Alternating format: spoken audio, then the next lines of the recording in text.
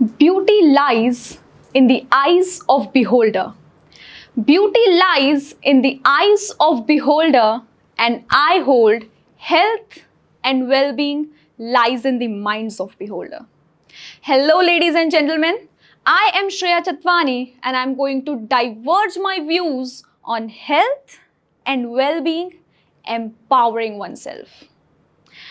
Empowering oneself, sense like making conscious decision of taking charge of your destiny.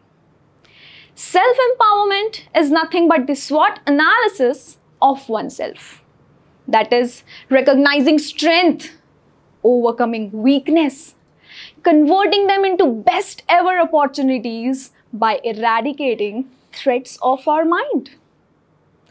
The most trending empowerment today is women empowerment. Empowering women for their rights, empowering women for their fascinating dreams, empowering women for their health, empowering women for their well-being. But it has been rightly said that put your own oxygen mask on before helping others.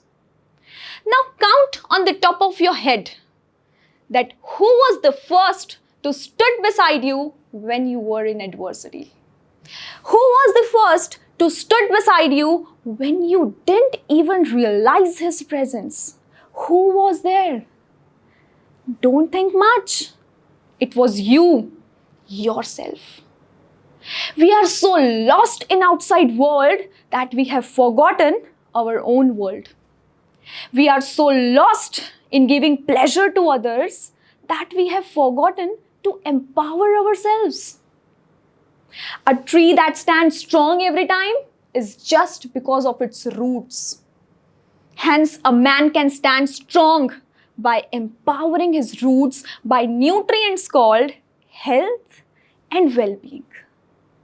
Now, where do we walk in pursuit of self-empowerment?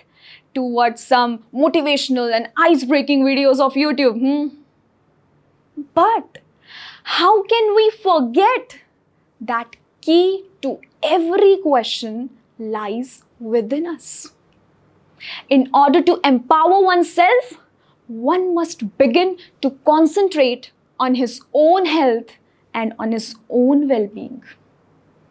Health, a state of being physically fit, a state of being mentally fit. Health is a weapon of a warrior through which he can win any war. Today, some people are overworked and have ill health, while some are underworked and they still have ill health. If we had come here to this earth 100 years back, then we would have been doing 50 times more physical activities than what we are doing right now. We would have walked to this place, we would have done everything with our hands. Physically, definitely, isn't it? But if I talk about this era, then body has not been used. If we talk about health, we talk about physical health. If we sufficiently use our body, then body has everything to create health for itself. Man is such an irrational creature who earns money in order to get reputation and loses his health. In order to resume his health, he extravagantly spends his wealth. He lives as he would never die, and he dies as he had never lived. So your health is your real wealth, which will boost you, which will empower you to make you a unique one. Being healthy doesn't mean to be physically fit only. In fact, you will have to be mentally strong too. Let me tell you a scenario. One of my friends is a boxer, a professional boxer. One day, we were just sitting and chatting. So what I did is, in the middle of our conversation, I just gave him a punch on his belly. He yelled. Then I told him, "You said you're a boxer. So why did you yell?" Then he didn't say much. After some time, I again punched him. But this time, I injured myself. Because he contracted his abdomen during whole conversation. The first time when I hit him, he wasn't ready. He wasn't prepared. So the natural outburst was a reaction. But when he knew that this could be coming again, then he contracted his abdomen during whole conversation. And second time, it wasn't a reaction. It was a response. So to get affected is normal. But to remain affected is abnormal. We will all get those bursts and moments in life where we will feel angry. But all we have to do is to learn from my boxer friend to integrate our strength in order to come back from adversities, from shortcomings. This is what spirituality trains us. You know what? We have given remote control in their hands. They press a button, they make us feel good by saying, "You look so good. You speak so well." And they again press a button by insulting us and make us feel trashed. Basically, what it means is we have never taken responsibility of how we feel, how to empower ourselves. Start taking responsibility. And mind you, believe me, it's normal for that moment. You will feel affected, but don't remain affected. This is what the mental health is all about. So in order to be self-empowered, being healthy, that is physically and mentally, is mandatory. Now let's dive deep into well-being. Well-being, a state of being happy, being contented, being satisfied, being gratified, despite being in trouble, despite being in adversity. If you have mindset to excel, you are well-being. Well-being is motivated. Well-being is enthusiastic. Well-being is energetic. And well-being never ever bothers about any shortcomings. The moment we are born as human beings on this planet seems to be very complicated. Like if we had come here as any other creature on this planet, then life would be very simple. Like eating, sleeping, reproducing and dying one day. But even after completing all these survival process, human being is still not complete.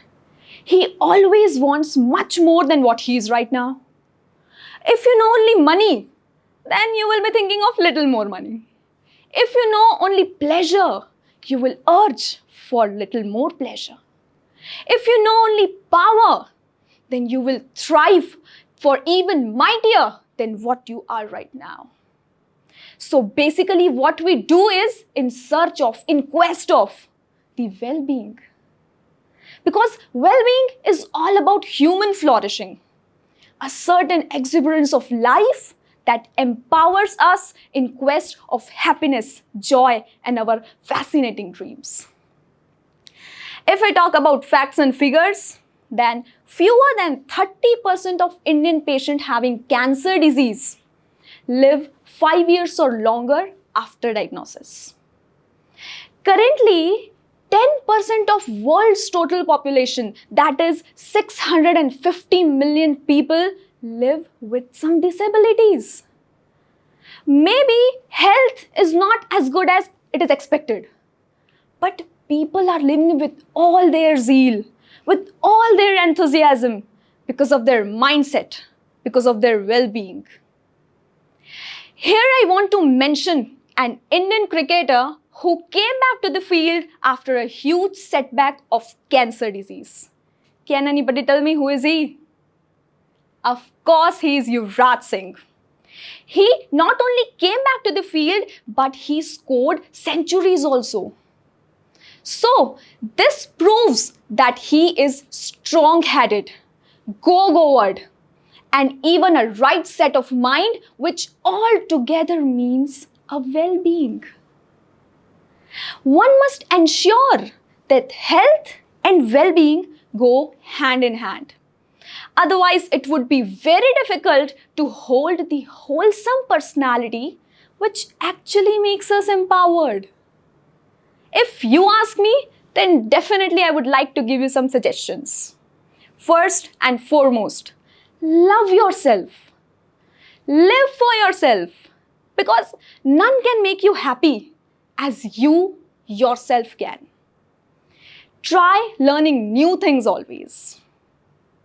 Try not to earn only money, because your success is measured depending upon your happiness. Try to find happiness in each and every petty thing. Try to match thoughts and voice of your soul. Last but not the least, always have a noble gesture of forgiveness. I just want to put my words to an end by saying that your health will help you to rise. Your health will help you to rise. Your well-being will make you wise. Before compromising, always think twice. Otherwise, you will have to pay a very, very high price. Thank you so much.